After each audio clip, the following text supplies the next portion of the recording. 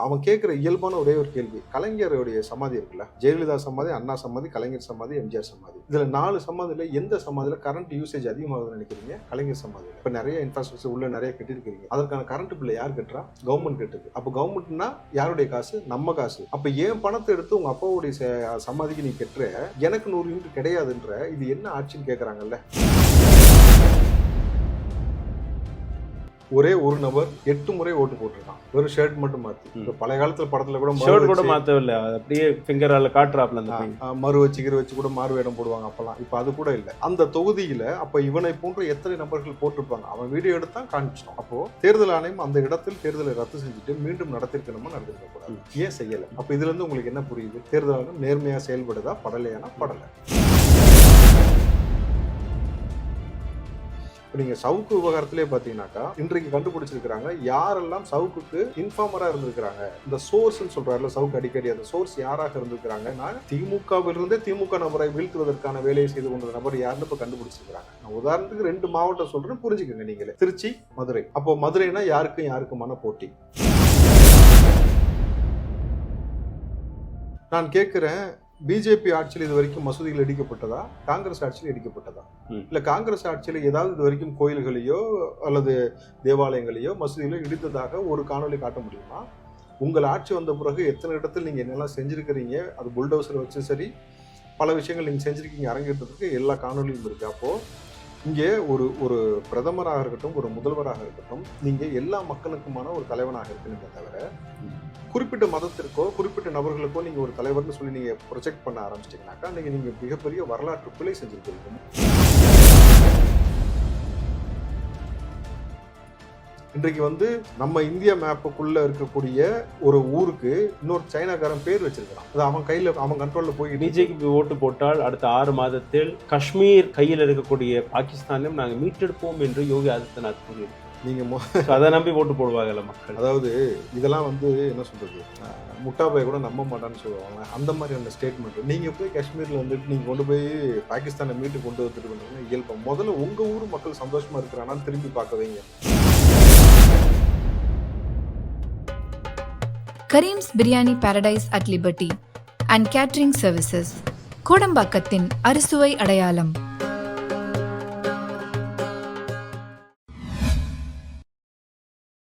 வணக்கம்.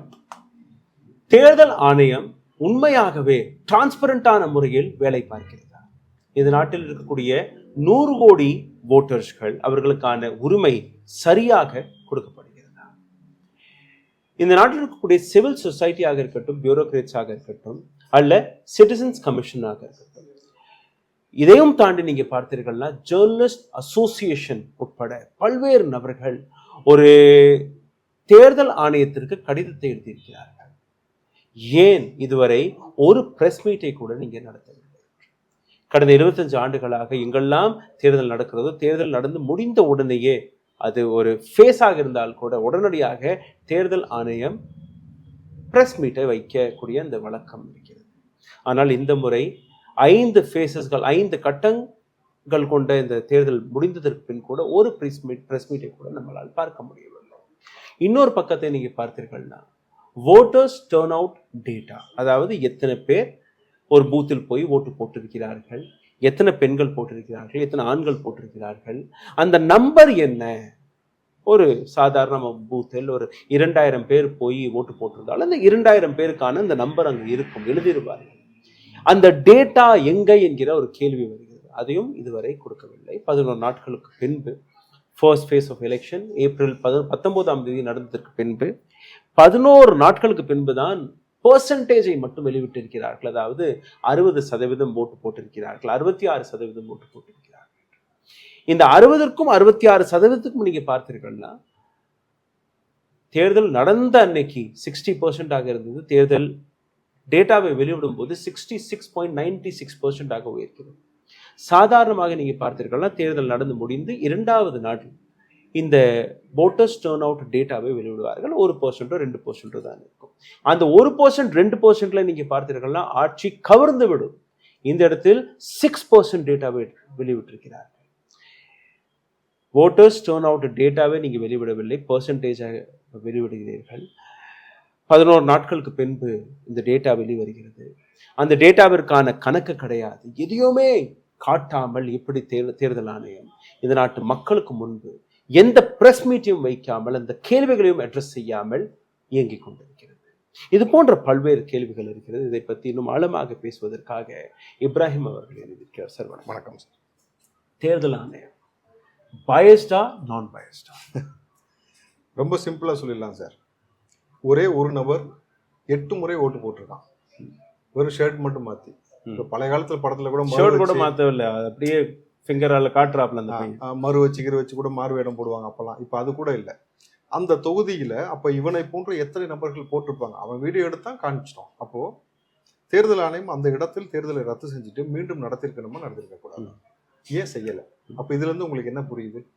தேர்தல் ஆணையம் நேர்மையா செயல்படுதா, படலையானா படலை. இது மக்களுக்கு அப்பட்டமாக தெரியுது.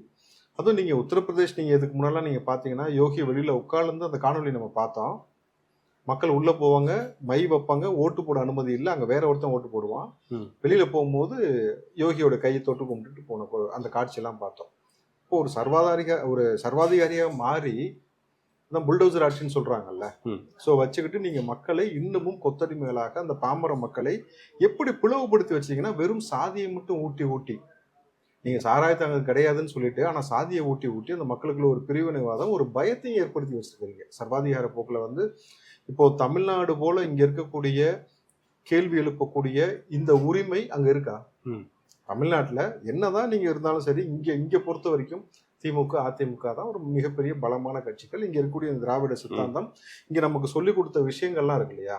இங்க எதிர் கேள்வி கேட்கிறோம். டெமோக்ரஸி இங்க இருக்கு, பேச்சுரிமை இருக்கு. நீங்க பேச்சுரிமை இல்லைன்னு இன்னைக்கு பேசிக்கிட்டு இருக்காங்கன்னா அதெல்லாம் நான் ஏற்றுக்கொள்ள மாட்டேன். ஏன்னாக்கா தவறாக ஒரு நபர் ஒரு விஷயத்த பேசும்பொழுதுதான் அரெஸ்ட் ஆகிறாங்க. அது வரைக்கும் இங்க பேச்சுரிமை சுதந்திரம் எல்லாருக்கும் கொடுக்கப்பட்டிருக்கு. அதன் அடிப்படையில் நம்ம கேள்வி கேட்கிறோம். இந்த கேள்வியோ இந்த மாதிரியான உரிமையோ வடநாட்டு பக்கம் இருக்கானீங்கன்னா இல்லை சார். உணவு கலாச்சாரத்துல கை வச்ச ஆட்கள் இல்லையா? மாடை கொண்டு போய் விற்கிறதுக்கு எடுத்துட்டு போனவனா அடிச்சு கொன்னதை பார்த்தோம், அவன் மீது சிறுநீரகம் கழிச்சதை பார்த்தோம், கோயில்களை இடிச்சதை பார்த்தோம். இந்த பக்கம் பாத்தீங்கன்னாக்கா நீங்க என்ன சொல்றது, ஒரு பெண் கேள்வி கேட்டான்னு வீட்டை இடிச்சதை பார்த்தோம்.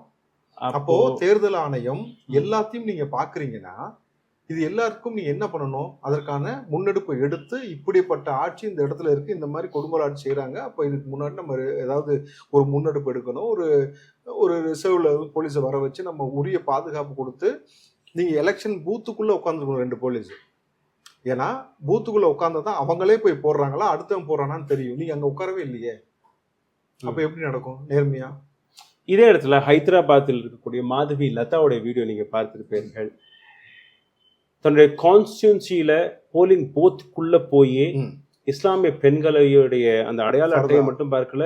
ஸோ யார் அந்த அதிகாரத்தை கொடுத்தா என்கிற ஒரு கேள்வி வருது. இந்த இடத்துல நீங்க பாத்தீங்கன்னா, நீங்க எலெக்ஷன் ப்ராசஸை போய் படிச்சு பார்த்தீர்கள், உங்களுக்கு புரிய வரும். First officer of election commission, அவருக்கு தான் அந்த அதிகாரம் இருக்கு. கண்டிப்பா ரைட். நீங்க ஒரு பெண்ணையோ ஆணையோ அப்படி மாஸ்க் போட்டிருந்தாலோ, புர்கா அணிந்திருந்தாலோ, இன்னும் முக்காடு போட்டிருந்தாலோ, இந்து மதத்திலும் அந்த மாதிரி கலாச்சாரம் இருக்கு. முக்காடு போட்டுக்கொண்டுதான் அவர்கள் வெளியில வருவாங்க. ரைட். ஸ்பெஷலா ஹரியானா, ராஜஸ்தான், மத்திய பிரதேஷ்ல எல்லாம் இருக்கக்கூடிய அப்படிதான் வருவாங்க. ஆமா. சோ இது வெறும் இஸ்லாமியர்களுக்கு மட்டும் பொருந்தாது, எல்லாருக்குமே பொருந்தும். அப்படி இருக்கும்போது அந்த ஃபர்ஸ்ட் ஆஃபீஸர், எனக்கு இந்த பெண் மீது சந்தேகம் இருக்கு, இவர் மாஸ்க் அணிஞ்சிருக்காரு, இவர் மீது சந்தேகம் இருக்கு, நீங்க போய் பாருங்கன்னு சொல்லலாம். அதே பக்கத்துல இருக்கக்கூடிய போலிங் ஏஜென்ட், அவர் நீங்க சரியா பாக்குறீங்களா இல்லையான்னு நீங்க ஒத்து பார்க்கலாம். ரைட். நீங்க தப்பா கூட பாப்பீங்க, நான் பாப்பேன் என்கிற ஒரு விஷயத்த. But who gave you this permission? உடனடியா தேர்தல் ஆணையம் மாதவி லதாவுடைய கேண்டிடேட்ஷிப்பையே கேன்சல் செய்திருக்க வேண்டும். ஏன்னா இது மனித உரிமை. எஸ், உங்களுடைய மாடல் கோட் ஆஃப் கண்டக்ட் மட்டுமல்ல, நீங்க தேர்தல் முறையே நீங்க சேலஞ்ச் பண்ற மாதிரி இருக்கு. But there is no action, they're quiet.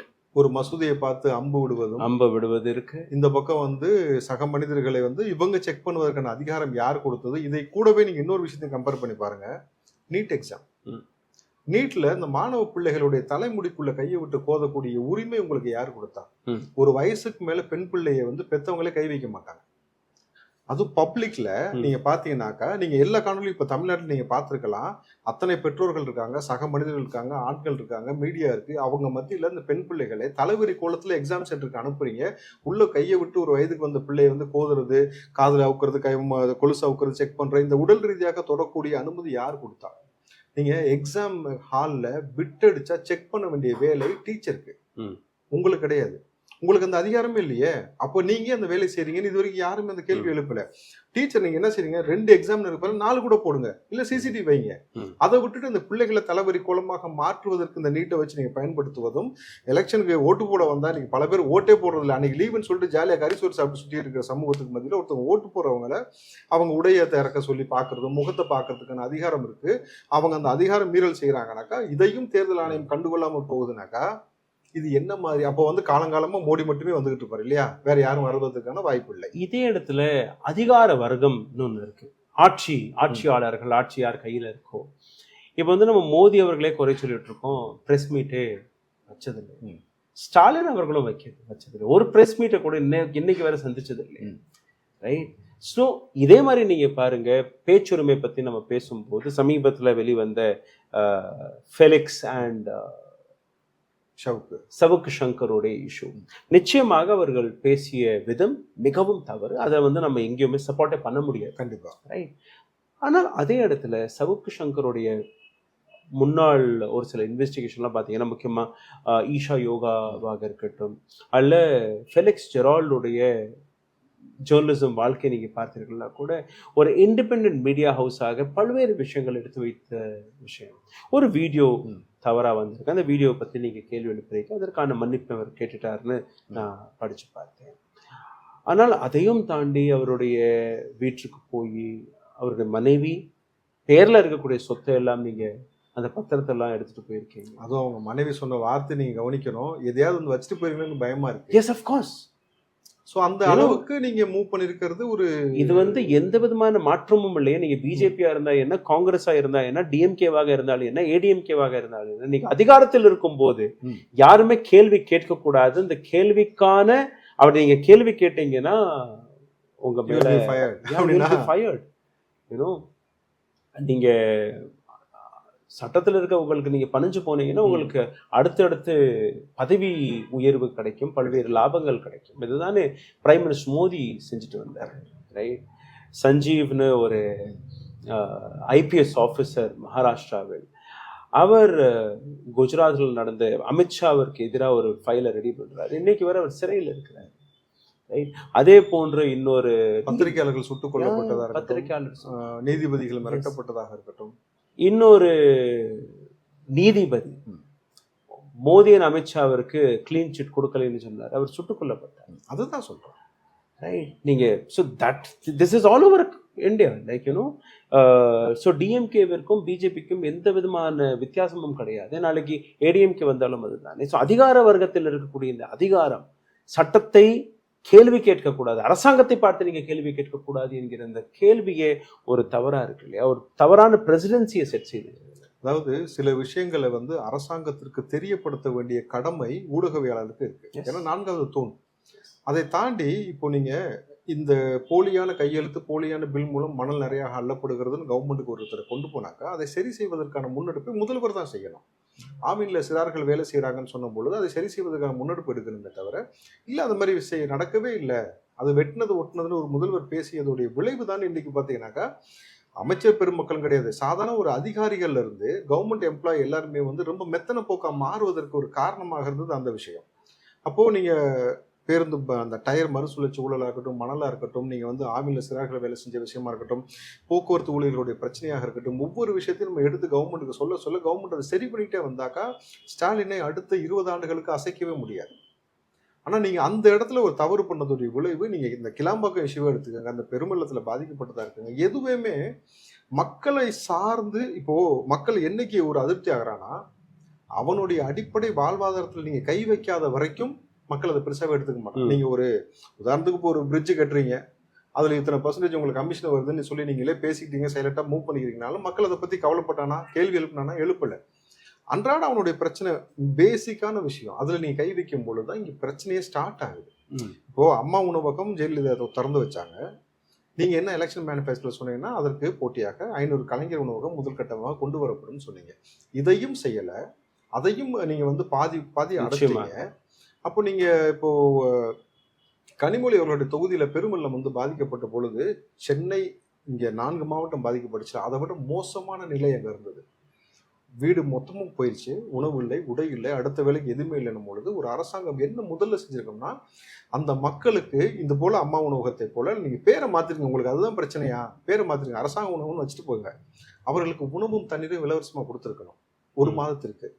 அதுக்கப்புறம் அவங்களுக்கு இந்த டிரான்ஸ்போர்ட் ஃப்ரீயா கொடுத்துருக்கணும். அப்போ அவங்களுக்கு என்ன நடந்தாலும் என் அரசாங்கம் எனக்கு இருக்குப்பா, இந்த முதல்வர் எனக்காக செய்யறாங்கப்பா, அந்த ஒரு இம்பாக்ட் சார். நீங்க எதை வேணாலும் மக்கள் மறந்துடுவான், எதுனா எவ்வளவு நீங்க காசு கொடுத்தாலும் ஏற்கனவே இருந்த இன்ஃப்ராஸ்ட்ரக்சர்ல பேரை மட்டும் மாத்தினாலே போதும். இப்போ நீங்க சோறு போட்டவனுக்கு தமிழனுக்கு அந்த ஒரு விசுவாசம் எப்பயுமே இருக்கும். அந்த நீங்க உணவு கொடுத்து பாருங்க, அவங்க உங்களை எப்பயுமே நன்றியோட பார்ப்பான். அது இந்த மாதிரியான ஒரு காலத்துல நீங்க செஞ்சிருந்தீங்கன்னாக்கா உங்களுக்கு உங்களுடைய ஆட்சியின் மீது பெரிய நம்பிக்கையும் உங்கள் மீது ஒரு பற்று பாசமும் வந்திருக்கும். நீங்க எங்க லேக் ஆகுறீங்க? அப்போ உங்களுக்கு இந்த விஷயத்த வந்து யாருமே உங்களுக்கு எடுத்து சொல்லலையா? சொல்லப்படாத இடத்துல முதல்வர் தனிமைப்படுத்தப்பட்டிருக்கிறாரா? அதனாலதான் இன்னைக்கு உதயநிதி ஒரு தனி டீம் ஃபார்ம் பண்றாரு. ஸோ இந்த சீனியர் மோஸ்ட் இந்த கேட்டகரியே நமக்கு வேணாம். ஏன்னா ஒரு முதல்வர் வந்து காலையில என்னால தூங்க முடியல, நிம்மதியா தூக்கத்தை கெடுக்கிறீங்கன்னு புலம்புற அளவுக்கு கொண்டு போய் விட்டீங்க. இயல்பா நம்ம பேசுவோம். ஏன்னா நீங்க எஸ்சின்னு இருக்கட்டும், ஓசின்னு பேசுனதா இருக்கட்டும், அம்மாக்கு 1000 பொண்ணுக்கு 1000 பேசுனதா இருக்கட்டும், மலமல்லும் சமூகம் பேசுனதா இருக்கட்டும், நாய்க்கறி மேட்ரு பேசுனதா இருக்கட்டும், உட்கார அன்ஃபிட்னு பேசுனதா இருக்கட்டும், நாடாளுமன்றத்தில் உதவாங்க போற உட்காரான்னு தயநிதி பேசுனாரு. இது எல்லாமே நீங்க செஞ்சுட்டு போறது யாருக்கு தலைவலி வந்து முடியுதுனீங்கன்னா ஸ்டாலின் அவர்களுக்கு. அப்போ நீங்க பக்கபலமா இருக்கணும், இல்ல தகவல் பரிமாற்றம் செய்யணும். உதயநிதிக்கும் முதல்வருக்குமான அந்த தொடர்பையை துண்டிக்கிற வகையில சில வேலைகள் செய்ததுதான் இன்னைக்கு பெரிய இம்பாக்ட். இன்னைக்கு அதனாலதான் உதயநிதி என்ன பண்றாருன்னா தனியா ஒரு டீம் ஃபார்ம் பண்றாரு. இப்போ நீங்க சவுக்கு விவகாரத்திலே பாத்தீங்கன்னாக்கா இன்றைக்கு கண்டுபிடிச்சிருக்கிறாங்க யாரெல்லாம் சவுக்குக்கு இன்ஃபார்மரா இருந்திருக்கிறாங்க. இந்த சோர்ஸ்ன்னு சொல்றாருல சவுக்கு அடிக்கடி, அந்த சோர்ஸ் யாராக இருந்திருக்கிறாங்கன்னா திமுகவிலிருந்தே திமுக நபரை வீழ்த்துவதற்கான வேலையை செய்து கொண்ட நபர் யாருன்னு இப்ப கண்டுபிடிச்சிருக்கிறாங்க. நான் உதாரணத்துக்கு 2 மாவட்டம் சொல்றேன், புரிஞ்சுக்கோங்க நீங்களே. திருச்சி, மதுரை. அப்போ மதுரைனா யாருக்குமான போட்டி. இந்த பக்கம் ஆப்வியஸ்லி பார்த்தீங்கன்னா பிடிஆர், இந்த பக்கம் பார்த்தீங்கன்னாக்கா பத்திரப்பதிவுத்துறை அமைச்சர் மூர்த்தி, இந்த பக்கம் KN நேரு, இந்த பக்கம் பார்த்தீங்கன்னாக்கா அன்பில் மகேஷ். இப்போ யாரை வீழ்த்துவதற்கு யார் கூட இருந்திருக்கிறாங்கன்னு அந்த விஷயத்தை கண்டு எடுத்திருக்கிறாங்க. இன்னைக்கு அதனாலதான் பிடிஆர் மறுபடியும் நிதி அமைச்சராக வரப்போறாரு. அப்போ அந்த இடத்துல யார் தப்பு பண்ணிருக்கா நீங்களே புரிஞ்சுக்கணும். ஸோ இந்த மாதிரியான விஷயங்களை களைவதற்கு நேரடியாக உளவுத்துறையோட ஒரு கண்காணிப்புக்குள்ள நம்ம உதயநிதி கொண்டு வந்து தன்னை ஒரு ஐக்கானா காட்டுவதற்கான ஒரு முன்னெடுப்பு இப்ப செஞ்சிருக்கிறாரு. ஸோ அது ஒரு பெஸ்ட் மூவ். ஆனா நீங்க செஞ்ச தப்பை மறைக்க கூடாது, திருத்தணும். திருத்திட்டு நீங்க மாத்தினீங்கன்னாக தான் 2026 நீங்க ஒரு சிஎம் வேட்பாளர். இப்போ தேர்தல் ஆணையத்தை பத்தி மறுபடியும் வந்துடலாம், because we are deviating from the topic. தேர்தல் ஆணையத்தின் மீது மக்கள் எந்த அளவு நம்பிக்கை வைத்திருக்கிறார்கள், நம்பிக்கை இழந்திருக்கிறார்கள்? இந்த தேர்தல் ஆணையம் மீது மக்களுக்கு முற்றிலும் நம்பிக்கை இல்லை. இன்னும் சொல்ல போனீங்கன்னா அரசியல் கட்சிகளுக்குமே நம்பிக்கை இழந்து விட்டார்கள். யாரெல்லாம் பிஜேபியை சார்ந்து இருக்கிறாங்களோ அவங்களுக்கு அது பிரச்சனையாவே இல்லை. பிஜேபி சாராமல் இருக்கக்கூடிய நபர்களுக்கு எல்லாருமே மிகப்பெரிய தலைவலியாக மாறி இருக்கு. இப்ப அந்த விஷயத்துல நீங்க பாத்தீங்கன்னா தேர்தல் ஆணையம் யாருடைய கட்டுப்பாட்டுல இருக்கு? இப்போ நம்ம இந்தியாவை பொறுத்த வரைக்கும் மதசார்பற்ற நாடுன்னு சொல்றோம், செக்குலரிசம்லாம் இருக்குன்னு சொல்றோம். ஆனால் இந்த ஒரு 10 ஆண்டு காலத்துல அதெல்லாம் இருக்கா அப்படின்னு ஒரு கேள்வி எழுப்பப்படும் பொழுது பெரிய கொஸ்டின் மார்க். ஸோ எதுலெல்லாம் நீங்க கை வச்சிருக்கீங்கன்னு ஒரு விஷயம் இருக்குல்ல, மத வழிபாட்டு முறையில, அதாவது போடக்கூடிய உடையில, உண்ணக்கூடிய உணவுல, இது எல்லாத்தையும் தாண்டி ஒவ்வொரு இடத்துலையும் உங்களை பார்த்து பயப்படக்கூடிய தோணில மக்களை கொண்டு போய் நிப்பாட்டி இருக்கிறீங்க. சவுத் மட்டும் தான் பார்த்தீங்கன்னாக்கா அதுக்கு பயப்படாமல் நிற்கிது அகேன்ஸ்டா. நீங்கள் நார்த்து ஃபுல்லாகவே பார்த்தீங்கன்னாக்கா அவங்களுக்கு வந்து அவங்கள சார்ந்தே இயங்குறாங்க, இன்க்ளூடிங் எதிர்கட்சி தலைவராக இருக்கட்டும், எம்பியாக இருக்கட்டும், எம்எல்ஏவாக இருக்கட்டும். இந்த முறை மாற்றுவது தேர்தல் ஆணையத்தால் மட்டும்தான் முடியும். நீங்கள் ஒரு ஆள் கரெக்டாக ஃபங்க்ஷன் பண்ணிட்டீங்கன்னாக்கா இங்கே அவங்க பண்ண எந்த விஷயத்துக்கும் இடம் கொடுக்க முடியாது. இப்போ உதாரணத்திற்கு பிரைம் மினிஸ்டர் மோடி என்ன சொல்றாருன்னா, பெண்களிடம் இருக்கக்கூடிய தங்கத்தை பறித்து உங்களுடைய தாலியை கூட பறித்து இஸ்லாமிய பெண்களுக்கு கொடுத்துருவாங்க, உங்கள்கிட்ட சொத்து இருந்தா அந்த சொத்தை பறித்து இஸ்லாமியர்களுக்கு கொடுத்துருவாங்க. இது எல்லாமே காங்கிரஸோட மேனிஃபெஸ்டோவில் இருக்கிறதாக கூறுறாங்க. இன்னும் கர்நாடகா பிஜேபியோடைய ஒஃபிஷியல் ஹேண்டில் இல்லை மற்ற பிஜேபியோடைய ஒஃபிஷியல் ஹேண்டில் அது போன்ற தகவல் இன்னைக்கும் இருக்கு. பிரைம் மினிஸ்டர் மோடியே நேரடியாக வந்து பேசுறாரு, நீங்க வந்து இந்தியா அலையன்ஸுக்கு ஓட்டு போட்டீங்கன்னா உங்கள்கிட்ட இதெல்லாம் பறிச்சிருவாங்க. But election commission of India is quite. ரிலீஜனை வைத்தோ, இனத்தை வைத்தோ, உங்களுடைய மொழியை வைத்தோ, உங்களுடைய தோளுடைய கலரை வைத்தோ யாருமே பேசக்கூடாது என்கிற ஒரு ரெப்ரசன்டேஷன் ஆஃப் பீப்புள் ஆக்ட் 1951 அந்த ஆக்ட் பிரகாரம் இருக்கு. தண்டனை இருக்கு. உங்களுடைய தேர்தல் வேட்பு மனுவே ரத்து செய்யப்படும். ஆமா, 48 ஹவர்ஸ்ல இருந்து 6 years வரை உங்களுக்கு தண்டனை கிடைக்கணும். 48 மணி நேரம் குறைஞ்ச ஒரு சிம்பிளான ஒரு வார்னிங் கொடுக்கறதா இருந்தாலே 48 மணி நேரத்துக்கு நீங்க பிரச்சாரத்துக்கு போக கிடையாது. Every day our man is lying. ஒரு ப்ரொபகண்டா நடக்குது. அதை தாண்டி என்ன சொல்றோம்னா, காங்கிரஸ் வந்து விட்டால் ராமர் கோயிலை இடித்து விடுவாங்கன்றாரு. நான் கேட்கிறேன், பிஜேபி ஆட்சியில் இது வரைக்கும் மசூதிகள் இடிக்கப்பட்டதா, காங்கிரஸ் ஆட்சியில் இடிக்கப்பட்டதா? இல்ல காங்கிரஸ் ஆட்சியில் ஏதாவது இது வரைக்கும் கோயில்களையோ அல்லது தேவாலயங்களையோ மசூதிகளோ இடித்ததாக ஒரு காணொலி காட்ட முடியுமா?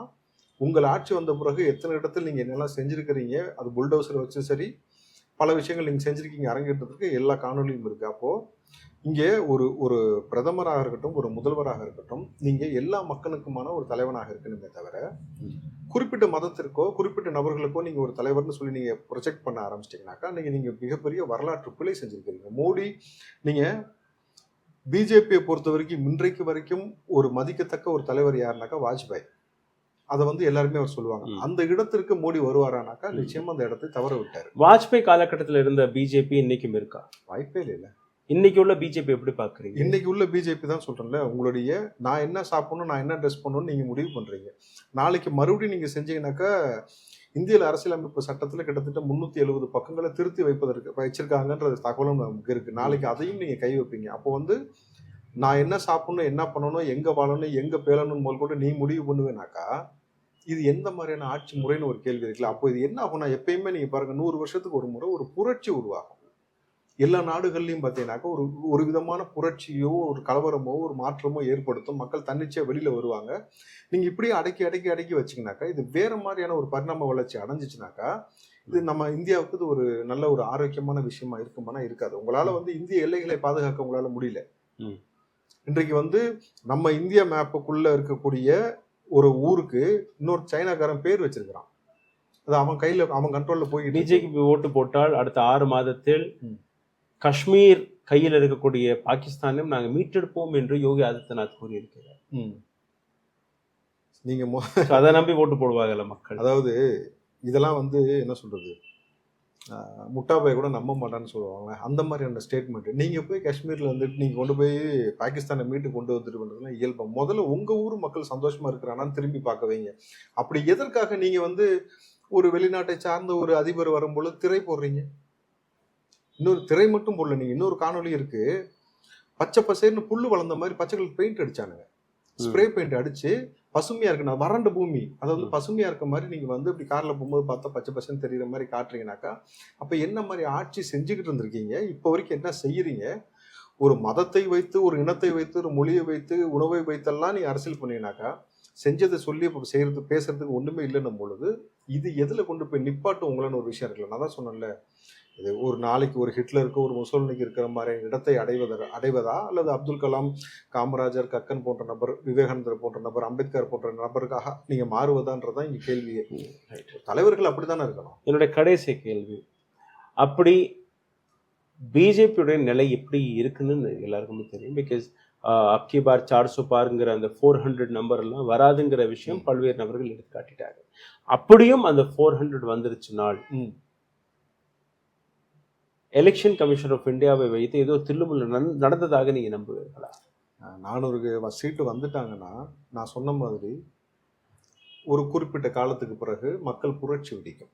ஏன்னா இவர்கள் மீண்டும் அந்த அடக்குமுறையை கையில் எடுப்பாங்க. இன்னும் 5 வருஷத்துக்கு நம்ம வந்து எந்த ஸ்டேட்ல வேணா புகுந்து எந்த சிஎம் வேணா அரெஸ்ட் பண்ணலான்னு ஒரு விஷயத்தை எடுப்பாங்க. நீங்க அரவிந்த் கெஜ்ரிவால் கை வச்ச மாதிரி நாளைக்கு வந்து தமிழ்நாட்டில் ஸ்டாலினை வந்து தொடுவதற்குமான எல்லா வேலையும் செய்வாங்க.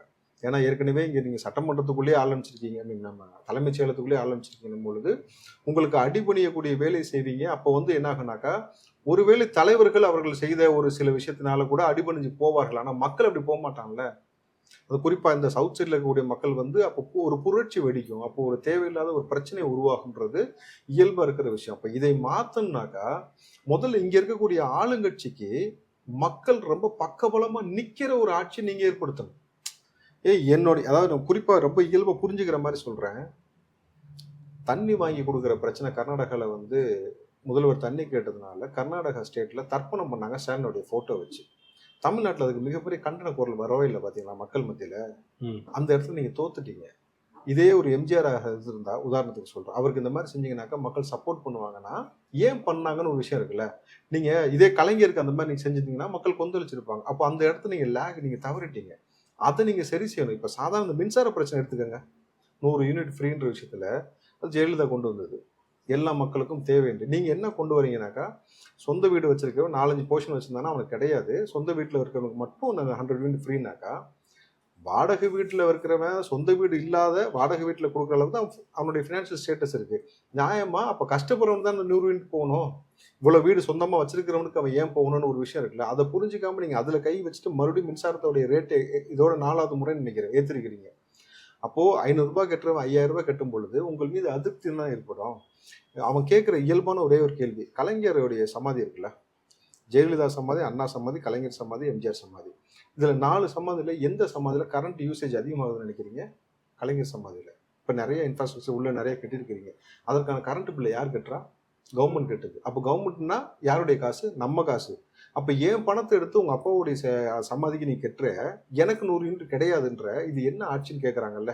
இப்போ எல்லா பதிவுகளும் அப்படி வரும்பொழுது இதையெல்லாம் உற்று கவனிக்கணும். இப்போ முதல்வருக்கு அதை தெரியப்படுத்தாமல் இருந்தால் அதை உதயநிதியாக கவனிக்கணும். இதை செஞ்சிட்டிங்கன்னா சார், எப்போவுமே மக்கள் உங்கள் பக்கம் இருக்கிற மாதிரி மக்களுக்கு தேவையான விஷயம் செஞ்சிட்டிங்கன்னா எப்பேற்பட்ட கொம்பாதி கம்பனும் தமிழ்நாட்டுக்குள்ள வந்து ஒன்றுமே பண்ண முடியாது. நீ என்ன புல்டோசர் எடுத்துட்டு வா, ராணுவத்தை கூப்பிட்டு வா சார், ஒரு 1000 பேர் ராணுவத்தை கூப்பிட்டு வருவியா? 8 கோடி பேர் ஏற்றுனா சார் பண்ண முடியும்? ஒன்றுமே பண்ண முடியாது. அப்போ ஒரு தலைவன் மக்களை தன்வசப்படுத்தி வைத்துக் கொள்வதற்கு தெரியணும். அது நல்ல முறையில் ஆட்சி செய்யும்போது தான் நடக்கும். Thank you so much. தேங்க்யூ.